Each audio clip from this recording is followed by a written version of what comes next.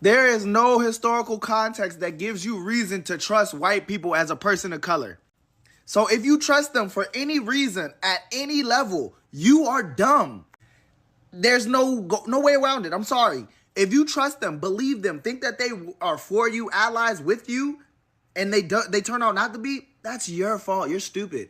Because historically, there is no reason to trust them. Life, if I learned anything, it's not to trust white people. That's the truth. No, I don't care. Like, that's the truth.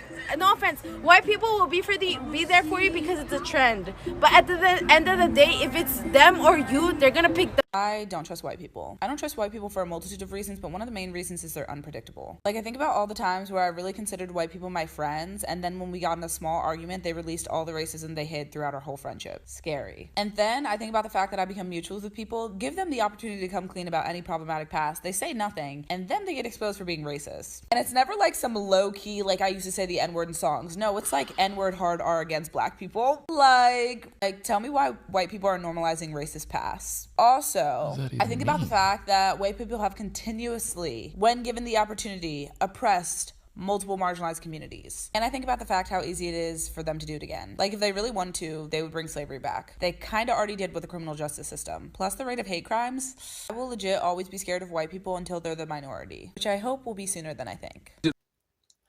Hello brothers and sisters, I hope you're doing well from wherever you are watching me from. Welcome back to the channel. So today's discussion is going to be about black community not trusting white community. And I want to know what are your thoughts down in the comment section. And I will be back to give more of my commentary. So let's watch this video and I'll be back. A second ago, did you say you fight racism with racism? Yes. Okay, first off, horrible camera angle. Secondly, you can't fight racism with more racism. And yes, black people can be racist, and this is an example. Imagine if a white person made this same exact video. They'd lose everything. Is that not privilege and power? And I understand. A lot of black people have PTSD when it comes to this, but you can't judge or not trust a whole race based on the actions of a few. As Gandhi once said, an eye for an eye will leave the whole world blind. Somebody got to be the bigger person in the situation, or we're just going to keep perpetuating the hate and the divide between all of us. I'm saying, do you see it now? Do you understand? Black people low-key trust white people, man. They trust this whole system. That's why I'm telling you that What the did you just say? What happened? Now listen, say that stupid shit again. Brother, now listen, now. No, you listen, because you always on some bullshit. How in the Nat Turner, Frederick Douglass, Harry Tubman, James Baldwin, Martin Luther King, Malcolm X do we trust them white people? Well, I don't even want to get into it right now with that attitude you got. Too late. We already into it. We already here. We on the corner, Brother Raheem. I'm all ears. I want some knowledge too. Well, as I was trying to explain, black people low-key still trust this system every day, or else why would we still be here? Brother, do you need a Q-tip or something? You need your motherfucking ears cleaned? I already told you we don't trust them. We can't trust them, we can't trust them as far as we could throw them. Oh, really? Is that so? Well, explain this. You trust your boss to pay you, even though history shows that they went from not paying us to refuse to pay us the same. That's not the same thing. Okay, how about this? You eat the food that they put in our neighborhoods, even though we know that they got better quality on the other side of the tracks. They always give us garbage when they're in control of the supply. Okay, wait, brother. And what about the medical field? Healthcare for them has always been experimentation for us. Okay, I'll give you that, but what other choice do we have? Most people can't do anything about that. That's not trust in the system. That's lack of access. Fine, but I'm telling you there's no difference between the two when the means for our separation exist, but they're not being used. Means? What means, bro? They run every industry. They own all the tools. Nah, come on, brother. That's a tired excuse. That's a tired excuse, and you know it. We have the entrepreneurs. We have the doctors. We have scientists. We have farmers. We have all the experts that are willing to supply the things for us, by us. All they lack is support. Okay, since you're so smart, why don't you do something about it? Why don't you go lead us into the promised land instead of sitting here shouting from a soapbox? Brother, if we waiting on a leader for them to kill off anyway, we just playing by their rules. We don't need a televised movement. We just got to make better decisions for our day to day. Listen, if consumption is required, then why don't we just consume what we make? Here's another reason why I struggle to trust white people. I was at Home Depot today, and I had an associate glazing the fuck out of me, like they do. It happens to us all the time. So I took the opportunity of her proximity to just ask her for help because I didn't know where everything was. And she looks at me and she goes, "Well, why are you buying all this stuff? It's the landlord's responsibility to fix things in a rental." Ma'am, what did you say? And because I know that some of you were going to attempt to explain to me what she really meant, here's my question for you. Why didn't she first assume that I might be the landlord? Do you know what I'm saying? Why is her first assumption that I am the renter? Do you know what I mean? And I was so pissed off. But I don't have the privilege of being pissed off. I did have the satisfaction of saying, well, I'm a homeowner, so there's only one person who's going to be able to do it, and watching her shrivel up. But, you know, I just paid for my shit and I walked out. And it's these little microaggressions, right, that build up over time where you can't quite prove the racism because other white people are going to attempt to gaslight you and explain it away. But it is racism. And that is why I take it on a case-by-case basis. And I don't want to hear y'all say, I'm sorry, and that sucks, and I apologize on behalf of white people. I don't care. I'm just letting you know that, once again, this is an example of why I think the way I think. So can you work with a white person? Because before you said, if I see... Yes, like I can. said, I don't trust him, though. Of course I can work with him. I just don't trust him. I trust you more than any white man on this planet. Yeah. I trust you more than any white man on this planet. Yeah. And I'm never going to trust nobody but black people. Gotcha. Black people are perfect, man. Yeah. Why you laughing? Come on, smart. Don't do that. Why you laughing? You see what you doing? I'm asking you. I know what you doing. What am I doing? Point out every little thing. Why you laughing? Because body language. I'm gonna tell you why. Listen, I gotta tell you because we've been taught. I'm gonna keep it real with you, bro. Yeah. We've been taught. You know what I call white people? I call them recessives. Right? Yeah. We are genetically superior than any other race on this planet. This is a fact. Black people are genetically superior. Yeah. Period. But they make it seem like we are inferior. Yeah. We are the majority, but they make it seem like we're the minority. He's the minority. You're the majority. Yeah. So when I tell you black people are perfect, Yeah. that's not a joke. Telling you, be like, you don't know him, man. Just stop, all right? See, the Lord understands you, Michael.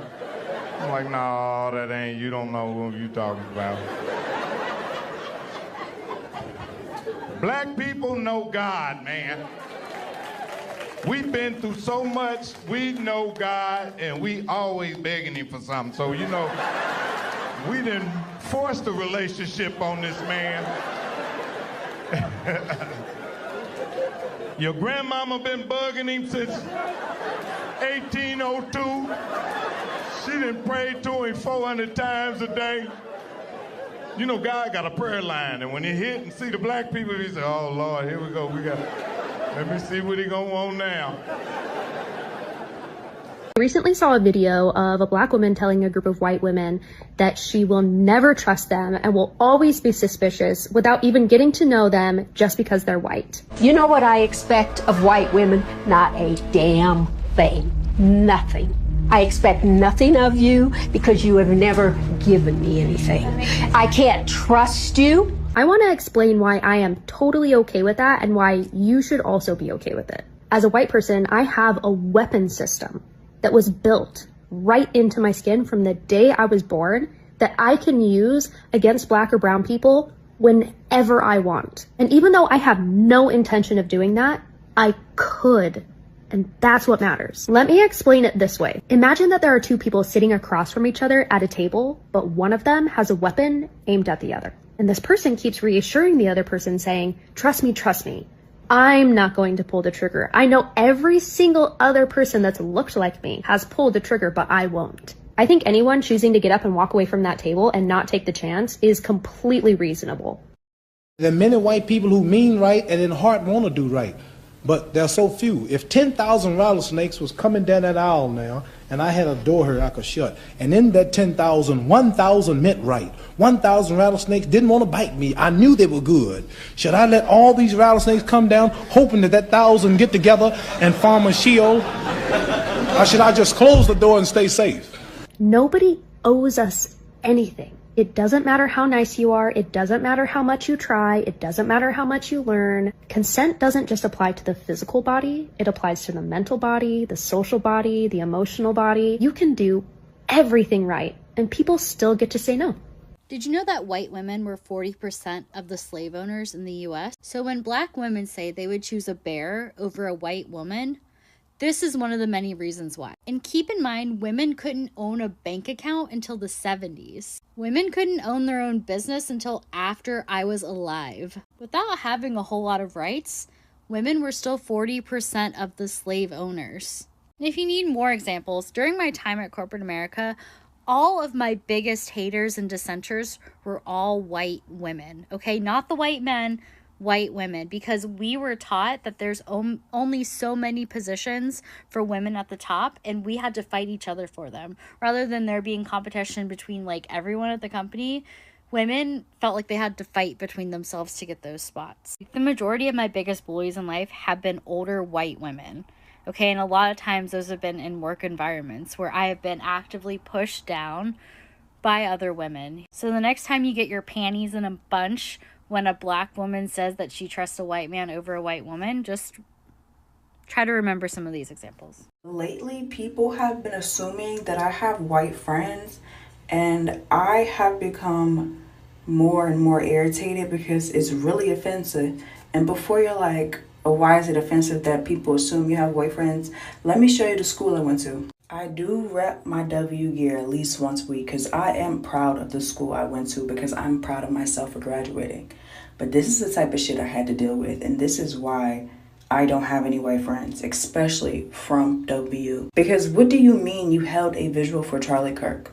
These were the same people that were happy that Trump won that first election that he won.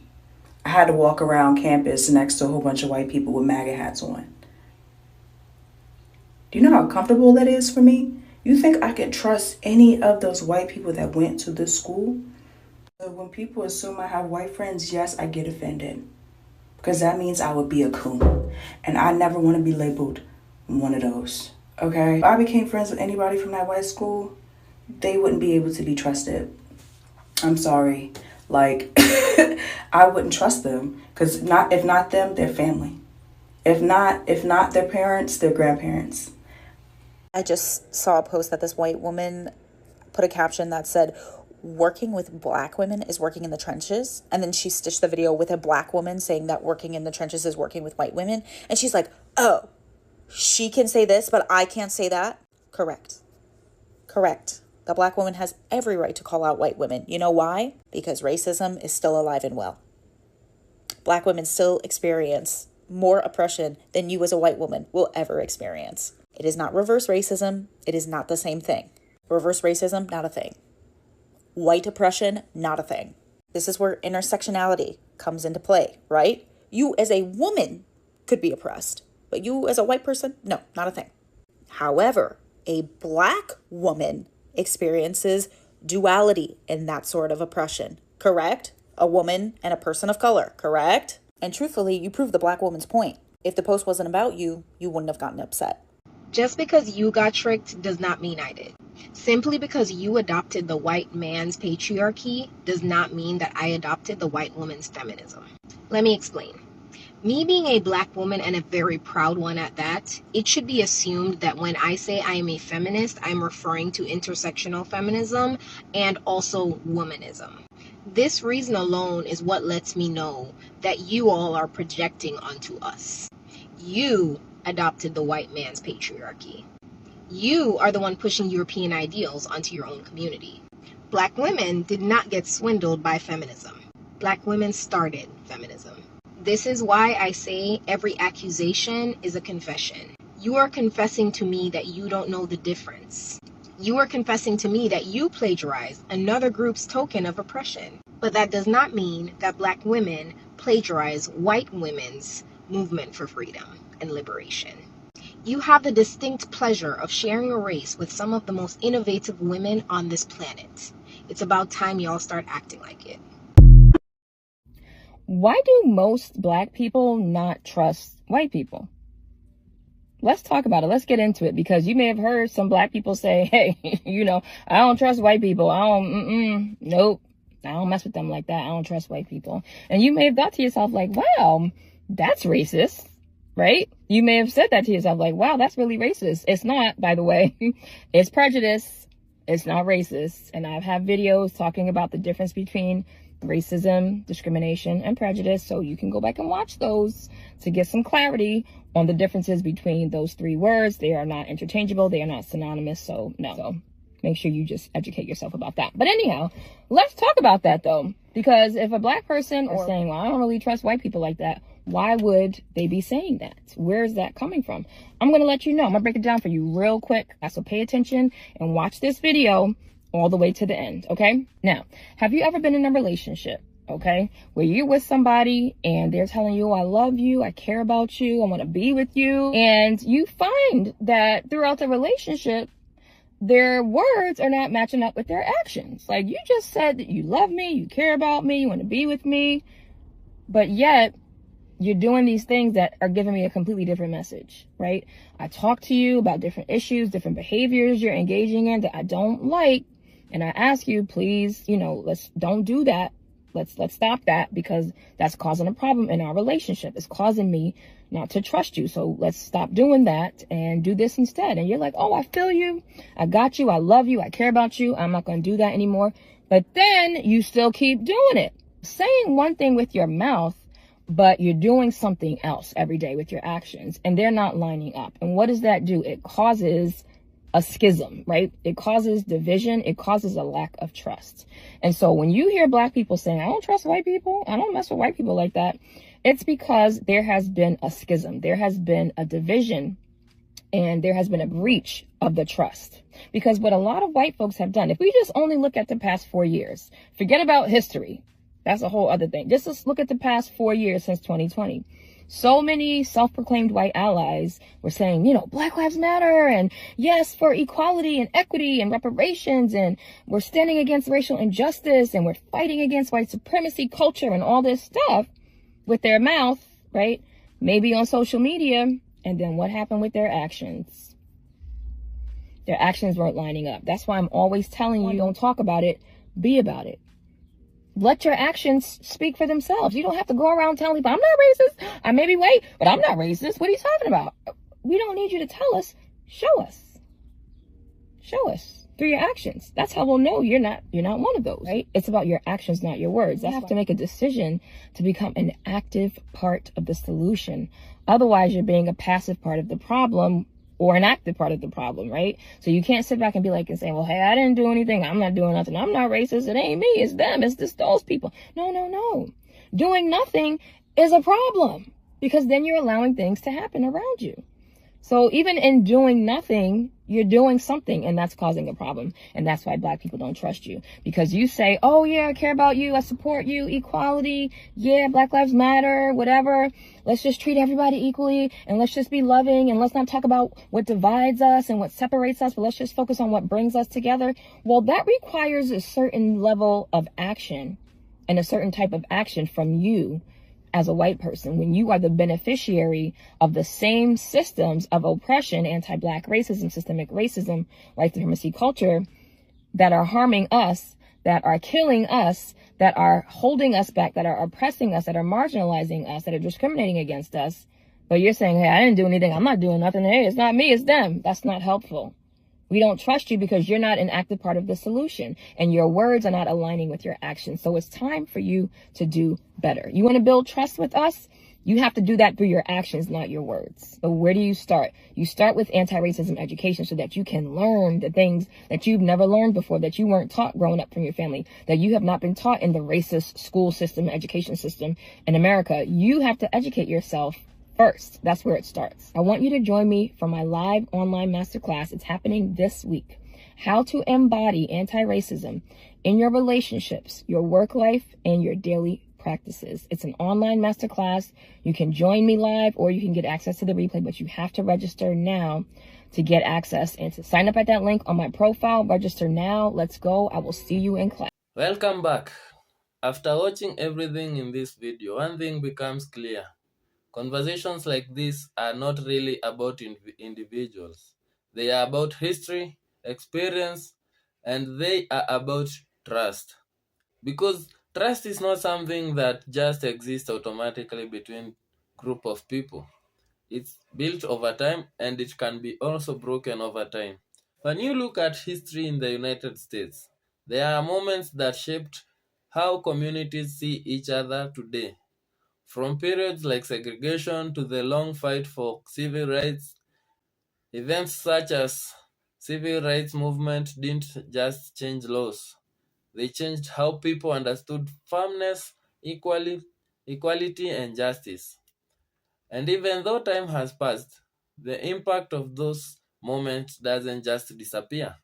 For many people, trust is influenced not only by what they personally experience, but also by what they've learned from history, from family, and from stories that get passed down over a generation.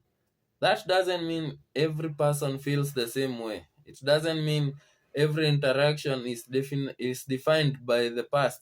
But it does mean that context matters. Because when people talk about trust between communities, they are often speaking from a place shaped by more than just the present moment. At the same time, using any group to one way of thinking doesn't bring understanding. It actually moves us further away from it. And that's where the real challenge comes in. How do we acknowledge history without being trapped by it? How do we understand perspectives without turning them into divisions?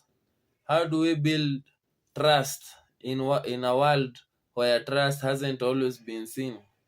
Those are not simple questions, but they are necessary ones because progress doesn't come from ignoring difficult conversations. Maybe the goal is to understand why trust can be complicated and what it can take to build it moving forward. And that starts with conversation like this. So I'll leave you with this. When you think about trust between communities, do you focus on the past, the present, or both? And what do you think it really takes to build genuine understanding? Drop your thoughts below, and I want to hear your perspective. If you found this video meaningful, make sure you like, subscribe, and share because there are conversations worth having, and I'll see you on the next one.